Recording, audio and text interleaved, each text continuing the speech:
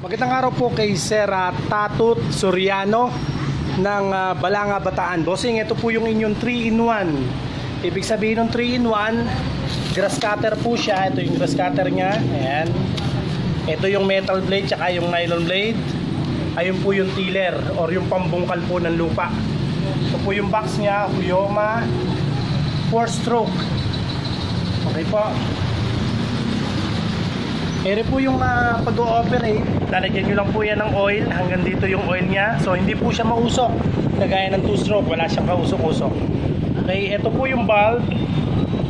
Pinipindot po ito para umakyat ang gasolina sa karburador. Ayan, sa ilalim. Ito naman po yung choke. Okay, pag umandar na, pwede nyo na pong ibaba yung choke. Try po nating hilaan na. Ito yung on and off. Try ko pong hilaan. Tingnan po natin. Okay po.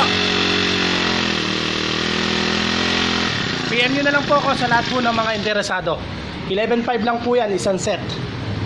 Pwede na siyang grass cutter, pwede na rin po siyang tiller or yung pambungkal ng lupa. Salamat po, Sir Tatut Soriano.